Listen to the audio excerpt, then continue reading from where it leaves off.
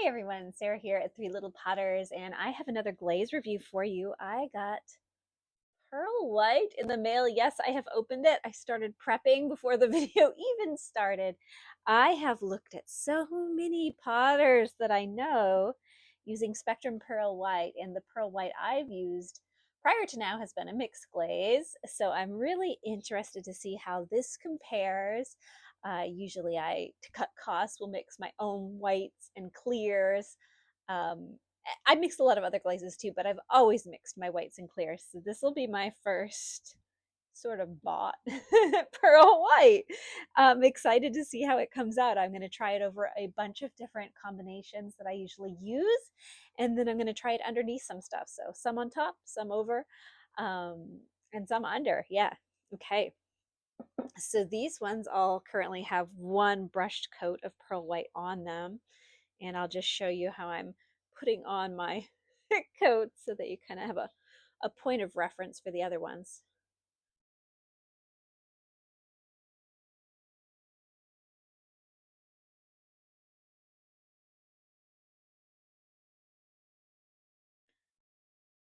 And then I will go back in and fill in the spots where my fingers were.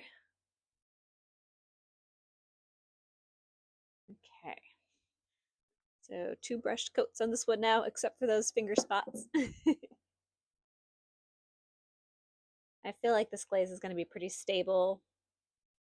Maybe that's silly on my part, but usually they don't put a ton of fluxes in just plain colored glazes like that. So I think I'm probably going to be okay to do 2 coats straight to the bottom without layering down or anything like that. And so while I'm still glazing, you're going to get the benefit of seeing how these come out. Okay, so here we go. This is pearl white over night. And my night is just a Hansen glaze with some black stain in it. Oops, just a spot there. I'm just going to do 1 coat and see what that looks like. Might be a boring combo, I don't know. Okay, that one's going in the kiln just like that. Emerald green. This is a mixed glaze that I use a lot around Christmas time. It's sort of a chrome green.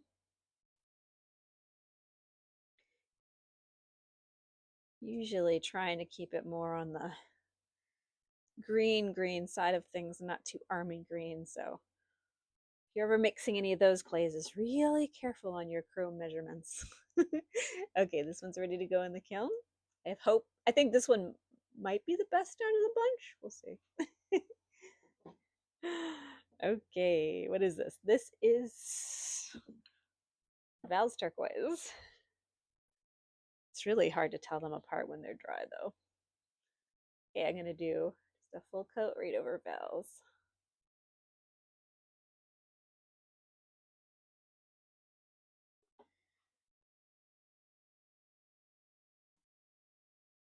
This is June Perry Purple, which is a chrome tin purple glaze. I use a little teeny bit of cobalt in mine to kind of tip that into a more blue purple than a red purple. Okay, good to go. Floating Sunset by Old Forge Creations. That's another one of those where I've often found that my results with some of his recipes don't match what he manages to get. And I don't know, I think he's in the UK, maybe a variance in available materials. But this is one of his that does match what other people get. So, Floating Sunset and Pearl White. This is Blue Opal. I'm just going to do a little more than the rim, I guess. Yeah, I want some of the Blue Opal to show through on this one. So, a lighter application on this one.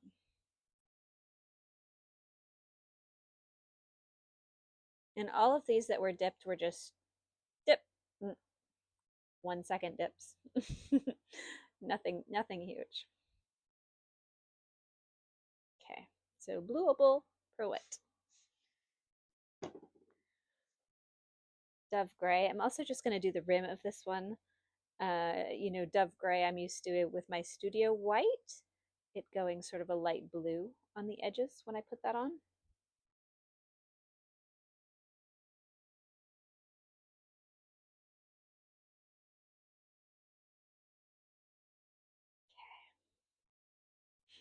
What's gonna happen, huh? Did I do 2 coats on all of these? I did not. Okay, so this one still needs more.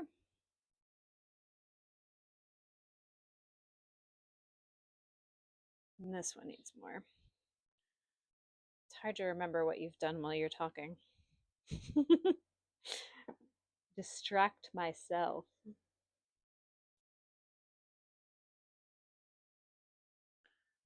That second coat on there.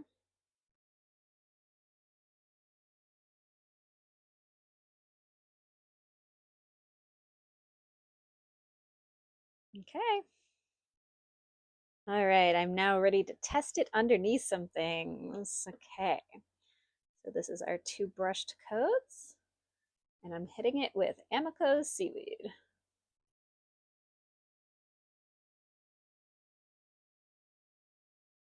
In case it's a runner, I'm just gonna do the rim.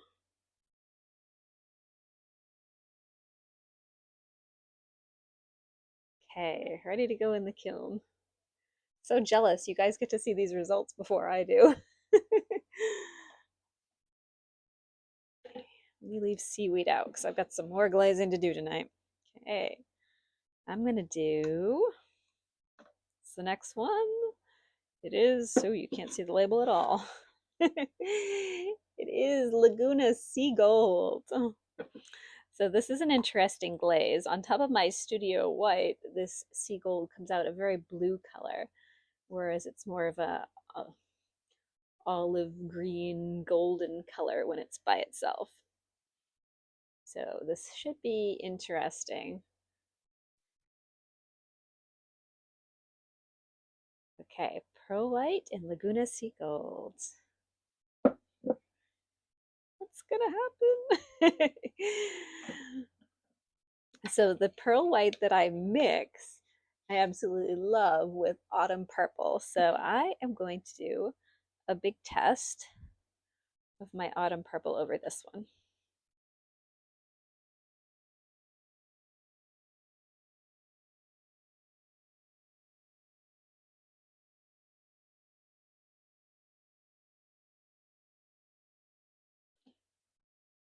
Okay, Autumn Purple over Pearl White. Let's do a Coyote Glaze. Let's do Firefly Garden from the sample set.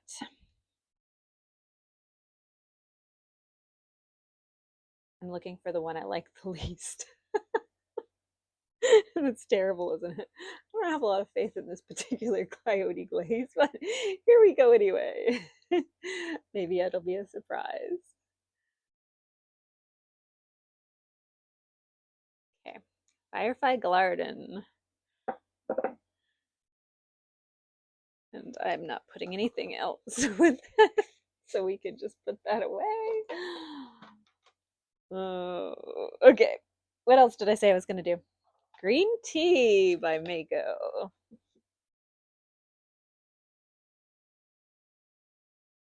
I really love green tea over my studio white, so I'll be interested to see what it does here.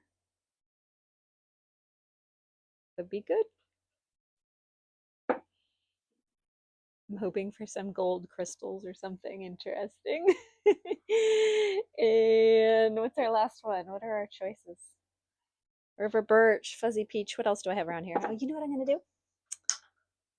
Fruit of the Vine. Let's do that one. Let's do a stroking coat. If we can get the stroking coat to come out.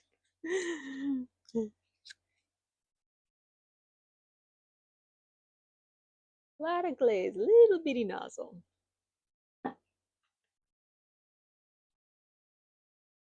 So I squirt a little in for the stroking coats and then I just swoosh it around.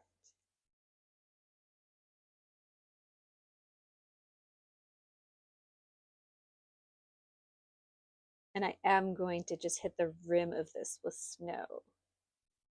Gotta let it dry for a second first, though. It is a snow day here in Maine, and our results for Pearl White are out of the kiln. I made some mistakes here, guys. Definitely didn't realize what I was getting into with Pearl White. It is both fabulous and all over my kiln shelf. But I think the mistake that I made was thinking that Pearl White was going to be like other white glazes I've worked with, and I tend to think of a white glaze as a very static glaze, a very solid glaze, a glaze that doesn't move, a glaze that you can help, stop other glazes from running off your pot. Like, I have all these like completely wrong ideas about white glazes, right? Because, a white glaze could be any glaze without pigment in it, right? It might turn out kind of white, kind of beige. So yes, I should have really thought about the fact that it said floating glaze on here. So I thought that I was going to be able to treat Pearl White like I do my Studio White, where I dip the entire thing and then I put a little bit of commercial glaze over it and it doesn't go anywhere and it's just fine. That was not the case. So let's look at a few of these. So this was it with Sea Gold. And you can see some pretty big runs, some pretty big craters, because obviously Pearl White is a pretty fluxy glaze. So while I could use it as a base coat, I would probably only use it as a base coat on the inside and put something else on the outside to sort of stop that. So, if you're thinking about this, like possibly winter wood would have been really pretty here, or sandstone, or alabaster, or any matte glaze, or any glaze, even my Studio White would have stopped that problem. So I tested this Pearl White glaze heavily with a lot of assumptions, and those assumptions were wrong. Autumn purple, green tea, and like all the results are just gorgeous, but this is a runny glaze. If you're using it sparingly as an overglaze, fine, Sweetie, what are you crying about? Come here. What's the matter? You're crying about nothing.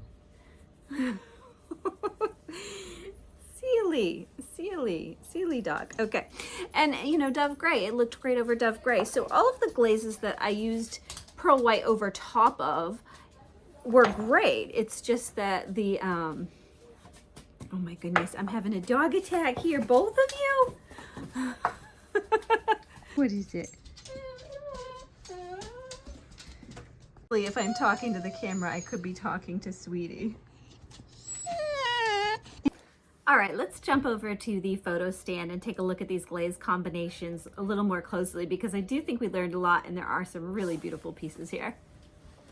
Okay, this is seaweed over pearl. So you can see, it really just, you can see that the application of seaweed was not far down. It just went quite a distance there, and leaving quite a bit left to sand off. When the sanding is really small like that, it's pretty easy, but if you're sanding up into this area, it's a little bit more of a problem. This is pearl with Sea Gold. And again, you can really just see how beautiful the pooling is, and definitely how it's not a glaze that should be on the outside of this piece or on a vertical surface at all.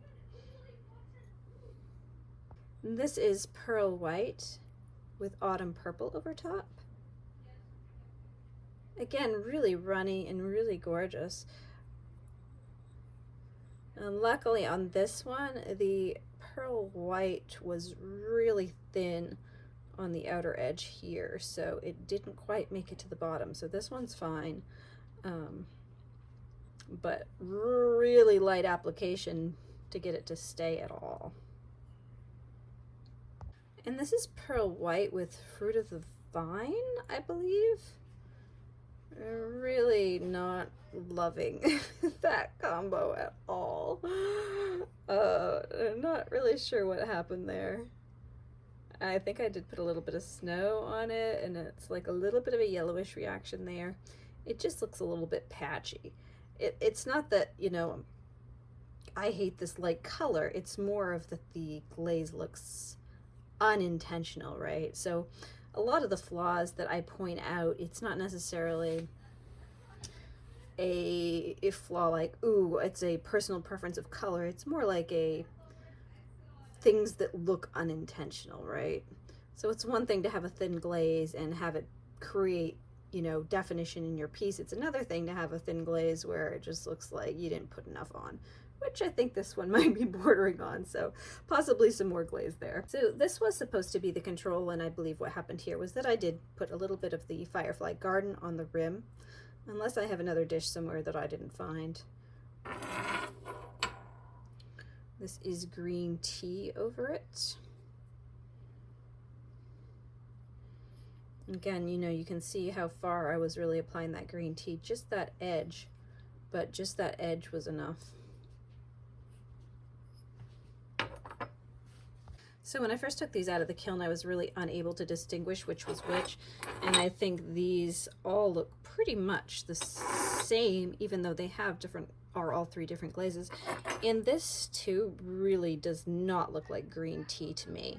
That's definitely a change. And I would think that it's interesting because I think both the one with seaweed and green tea look more like what I would expect from Chun Seafoam. So possibly some chemical overlap when you're mixing the pearl white in those greens. This one the least successful. Is Blue Opal with the pearl white over top. Really pretty modifier here. You know, in fact, I think I like this better than I like Dirty Snow over that Blue Opal. Okay, and this is June Purple. That's the mixed glaze with the pearl white over top. You can see some of where it sort of started to run down, but staying pretty well behaved on top. Similar effect here over Night by Hansen, and I do not see any running or anything like that. I'm sorry, not running, crawling. That's the major problem with the Hansen glazes, is when you're layering others with them, you can get some crawling. And since I use Dove Gray so often, here is pearl white over that variegated Dove Gray recipe.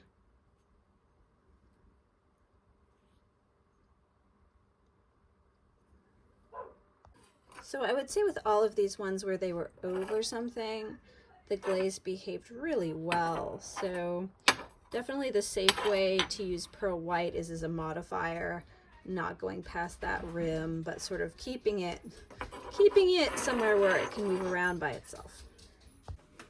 So I really love this glaze more than I thought I would out of the floating glaze lineup. This is kind of unique in how it sort of works with other glazes. So I'm definitely going forward, probably going to use this glaze more as a modifier than I am a base coat, just because obviously application needs a little bit of work. But you know, even using it as a base coat, as long as you were using something that would stop the runs around the outer edge, you'd be okay. But I would be very hesitant to use pearl white as a base on a cup or anything with a vertical surface, because this wanted to run a lot. Yeah, let me know what you think. Is this a glaze that you use a lot of? I know there are many potters out there that have a lot of love for pearl white, so I'd love to hear what your favorite combos are with it and what I should try next. Thanks for watching, everyone. I'd love it if you liked and subscribed if you found this content helpful.